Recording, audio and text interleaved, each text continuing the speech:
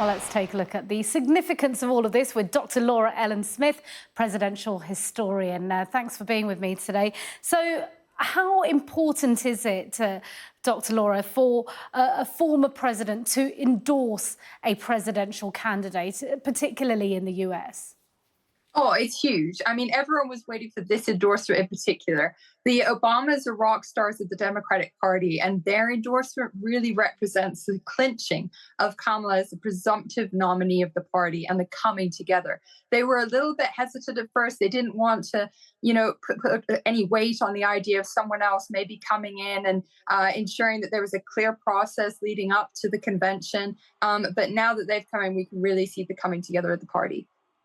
Look, we all know that she ran as a candidate in the past. She didn't make it, obviously, President Biden did. What can we expect that might be different from her? Because the major criticism of her is that she's been so quiet over the last 4 years. So it's really hard to judge her, isn't it? Well, the role of vice president isn't really a glamorous one. Historically, one of FDR's former vice presidents actually compared it to a warm bucket of piss. I'm sorry for the language, but that's how he compared it to. So it's not a glamorous role. However, in the 20th century, if you wanted to become president, the vice presidency was the ideal stepping stone to do so. So you do get, on the advantage side, you get national recognition, you get executive experience. On the downside, you are invariably linked, maybe anchored or mired with the administration you serve with. So Kamala really has to define herself outside of the Biden administration. How would you say she's compared with previous vice presidents? The fact that she's a woman aside, which is the obvious one, and obviously a woman of Black and South Asian heritage. Obviously, we can't brush those aside. Those are hugely significant, which we'll come to in a minute. But how does she fare in comparison to previous vice presidents, do you think?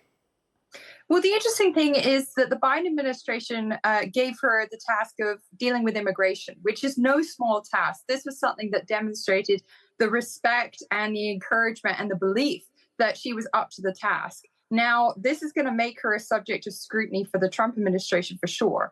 But let's remember that when Biden was vice president for Obama, he was put in charge of trying to sort out gun control, which was, again, it's a huge issue.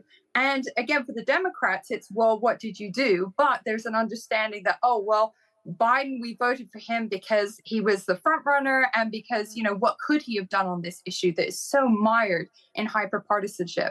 So we do see even these policy issues that vice presidents are given in charge of, an understanding that, okay, they're limited in what they could do, but we could see that they're capable of putting in the effort and capable of taking it forward. Right, interesting. And of course, immigration is such a big one for her opposition, which is President Trump, right? But OK, let's talk about that hugely significant part of American history for a presidential candidate. She is a woman. She is a woman of Black and South Asian heritage, hugely significant in the US presidential history of campaigning. Absolutely. And of course, all eyes are on who she's going to pick for her running mate. There's a lot of expectation that, like Obama did, try to balance the ticket, try to ensure that there's an appeal to, older white Democratic voters who Biden was very strong with. And Biden was really struggling with the base, with younger voters, with more diverse voters. And that's an area where Kamala has gained a lot of excitement. So we have to see whether she's able to unify this big tent party that represents the Democrats, bring them together and maintain this momentum that she's really got going at the moment. Yeah, and significantly, President Biden mentioned it in his address to the nation, didn't he, about the handover, the passing of the baton to the next generation, as he saw it, referring to her age, of course, but being a woman of Black and South Asian heritage. Her husband is Jewish. They're very much a united nations family, as well as a symbolic representation. How much do you think that will really trigger the younger voter and really change potentially the demographic of voters in the presidential election? I think there are two things going on here. We saw on the right some attacks toward Kamala already on this idea that she wasn't pro-Israel enough. And obviously she came back and she met with Benjamin Netanyahu, who met with Biden first and then met with Kamala Harris. to try and sort of see some sort of consistency, but also to ensure that she's also appealing to Democratic voters who may be more sympathetic to Palestine. So it's a very difficult balance on that particular foreign policy issue. The other thing, of course, is that she's unfortunately getting attacks on at the moment that are quite misogynistic in character, or very misogynistic in character, is the fact that she's a stepmom.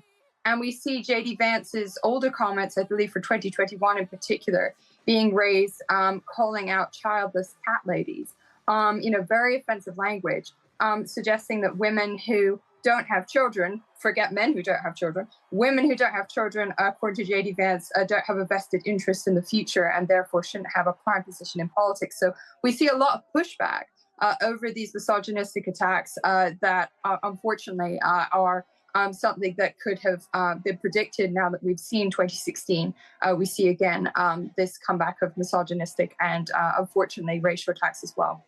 Yeah, extraordinary, some of those comments you just mentioned there. It just struck me while you were talking about a woman running, and of course she's a woman of Black and South Asian heritage, the difference in terms of the run-up and the lead-up she will have to running for this presidential race compared with Hillary Clinton. In essence, actually, it might also work to her advantage in the sense that Hillary had a longer time for more damage to be done to her under these misogynistic statements coming from President Trump. You know, we all know those refrains of "lock her up" that did considerable damage to her. Maybe less lead-up time in this presidential race in this time might work to her advantage. Yeah, absolutely. I mean, the Clintons were not new. That is certainly true. And the thing for Kamala is, of course, she has a very little time. Now, on the one hand, comparisons are already being made to Barack Obama in 2008. But we saw that movement, it really was more of a movement than a campaign, accelerate over the primary period. She doesn't have that necessarily advantage. So it's a question whether she can keep and sustain this momentum through the last few months of the election. So it's a very tight turnaround. But so far, the Democrats seem to have a lot to be optimistic about. OK, Dr. Laura Ellen Smith, really good to have all your knowledge with us here on Sky News. Thanks very much indeed. My pleasure. Thank you.